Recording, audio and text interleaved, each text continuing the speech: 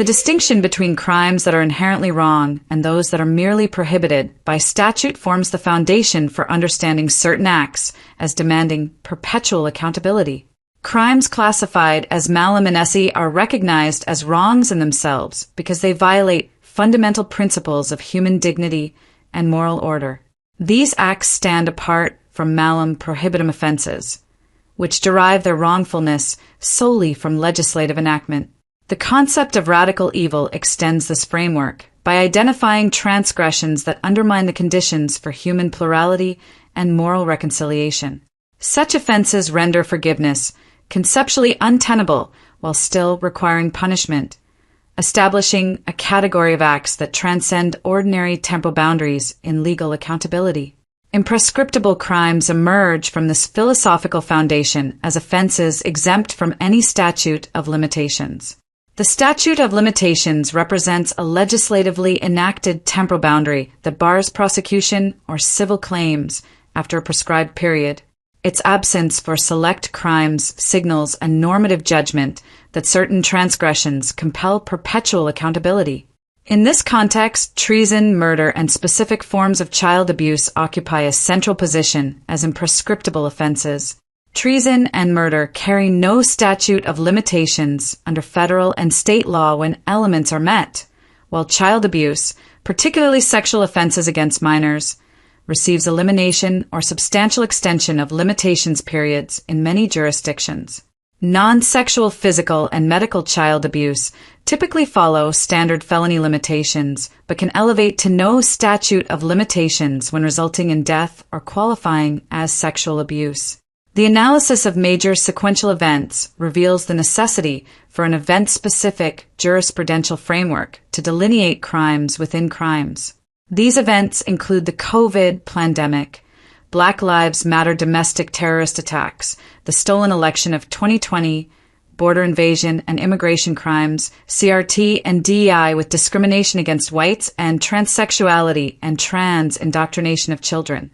Each event functions as a crime in and of itself while generating conspiratorial planning, direct criminal acts, and spillover or cascading crimes. The framework labels these as COVID crimes, BLM crimes, election crimes, border crimes, CRTDI crimes, and trans crimes. Within this structure, individual acts are designated as event treason, event murder, or event child abuse.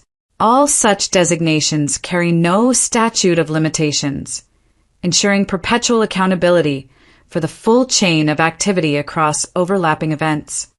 Philosophical foundations of malum in se and radical evil. Crimes classified as malum in se are inherently evil acts that demand punishment regardless of statutory declaration. These offenses violate fundamental human dignity and a shared moral order that sustains society. Murder, rape, and robbery exemplify malum in esse because they are recognized as wrong across societies without need for legislative prohibition. The category contrasts sharply with malum prohibitum offenses, which owe their wrongfulness exclusively to law. This distinction establishes a baseline for identifying acts that require perpetual accountability rather than time-barred resolution. Radical evil extends the malum in esse framework by designating acts that destroy the conditions for human plurality and moral reconciliation. Such offenses attack spontaneity and the shared world of distinct individuals, rendering forgiveness ethically untenable even when punishment remains obligatory.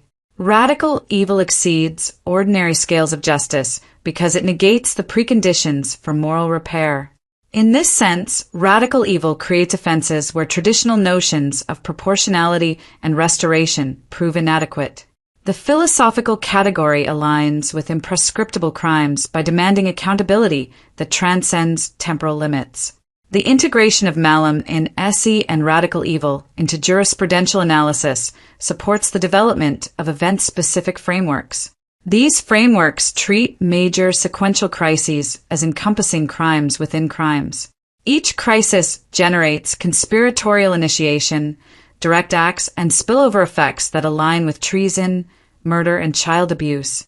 The resulting designations ensure that acts committed under the parameters of these events receive labels that carry no statute of limitations. This structure maintains the philosophical imperative of perpetual accountability while providing precise delineation for complex, overlapping criminal activity. The Statute of Limitations and Imprescriptible Offenses. The Statute of Limitations establishes a legislatively enacted temporal boundary beyond which prosecution or civil claims are barred. The period begins when the offense occurs or, in limited cases, when discovered. Expiration generally prevents legal proceedings, even when evidence exists. This mechanism reflects considerations of evidentiary reliability, societal repose, and administrative efficiency. Certain offenses, however, remain exempt from any such boundary. Treason and murder constitute core imprescriptible offenses. Treason, defined constitutionally as levying war against the United States or adhering to enemies while giving them aid and comfort, carries no statute of limitations as a capital offense. Murder, defined as unlawful killing with malice aforethought, similarly has no statute of limitations for capital or first-degree forms under federal and state law. Child abuse exhibits differentiated treatment. Sexual offenses against minors receive elimination or substantial extension of limitations periods in most jurisdictions because of delayed disclosure patterns. Non-sexual physical abuse, emotional abuse, neglect, and medical child abuse follow standard felony limitations with minority tolling or limited discovery rules, unless resulting in death.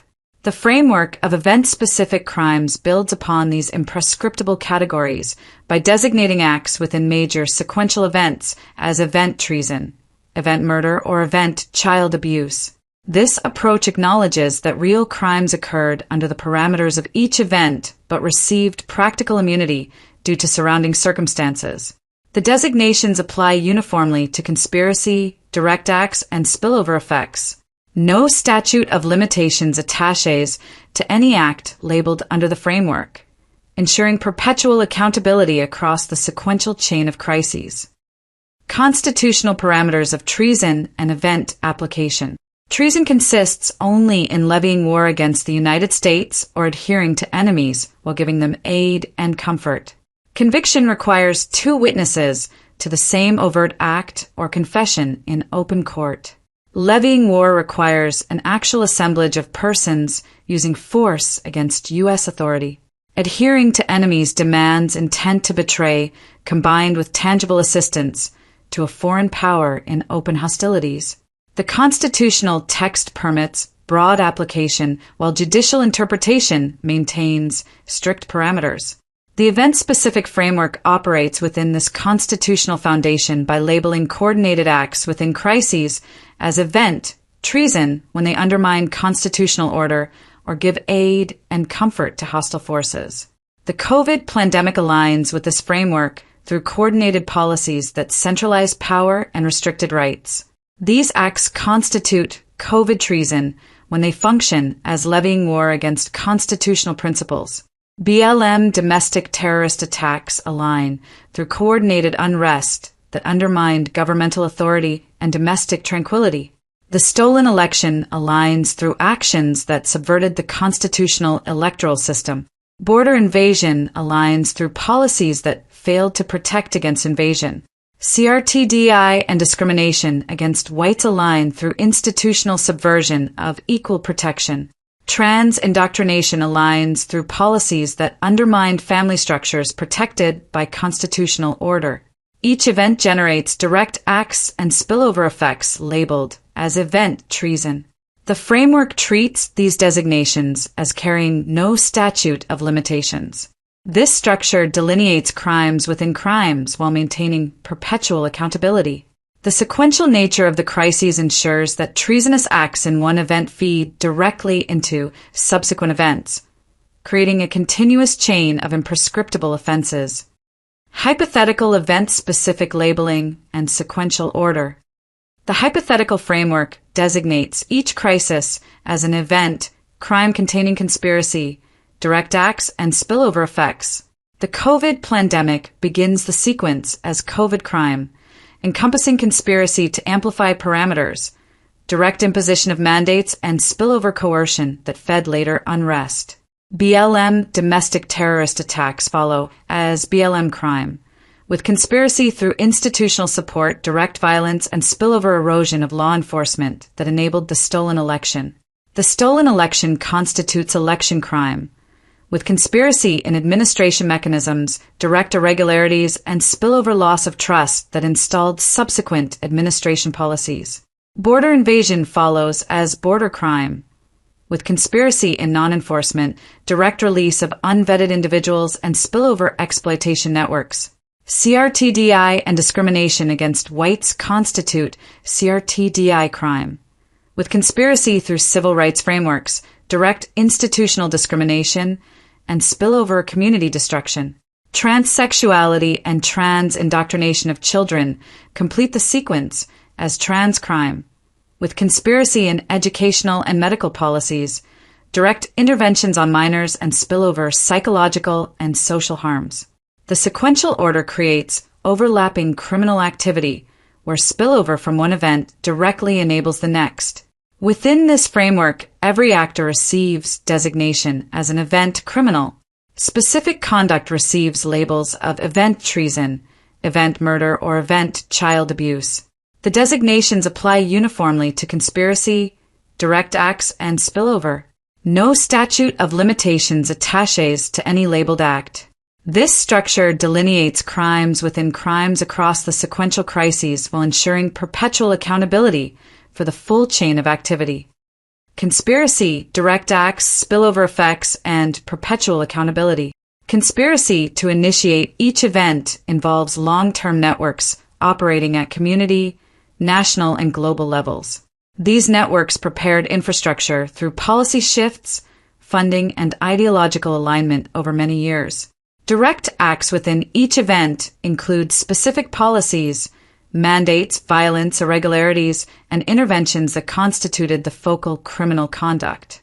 Spillover effects encompass persistent harms, secondary crimes, and overlapping activity that flowed from the initial event and merged with subsequent crises.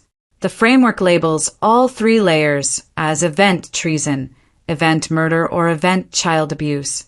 The sequential chain demonstrates continuous criminal progression. Each event generates spillover that directly contributes to the initiation and execution of the next. This overlapping structure ensures that crimes within crimes remain interconnected across the entire sequence. The framework treats the full chain as imprescriptible by applying event-specific designations uniformly. No statute of limitations applies to any act labeled under the framework. Perpetual accountability arises directly from the imprescriptible nature of the designated crimes. The structure acknowledges that real crimes occurred within each event and received practical immunity due to surrounding circumstances. The event-specific labels provide precise delineation while maintaining no statute of limitations. This framework addresses the full scope of conspiracy, direct acts, spillover, and sequential overlapping activity across all identified crises. Conclusion: Event-specific crimes framework for perpetual accountability in crises. The jurisprudential framework of event-specific crimes provides a coherent structure for addressing sequential crises through designations that carry perpetual accountability. Each event functions as a crime in and of itself while generating conspiratorial planning, direct criminal acts, and spillover effects. The sequential order from the COVID pandemic through trans indoctrination reveals continuous, overlapping criminal activity where spillover from one crisis enables the next. The framework labels all layers as event treason, event murder, or event child abuse, ensuring no statute of limitations attaches to any designated act.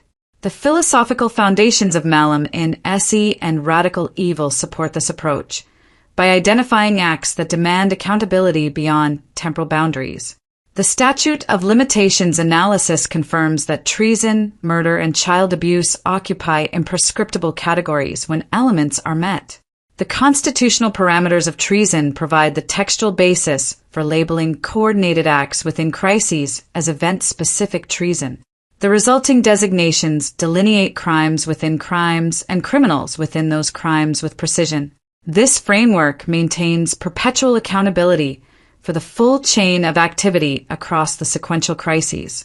It acknowledges the occurrence of real crimes that received practical immunity while providing clear labels for conspiracy, direct acts, and spillover effects. The event-specific structure ensures comprehensive coverage of all parameters, networks, and overlapping activity without temporal extinguishment. The designations of COVID crime, BLM crime, election crime, border crime, CRTDI crime, and trans crime, together with their treason, murder, and child abuse variants, establish a unified jurisprudential mechanism for addressing the entire sequence as imprescriptible offenses.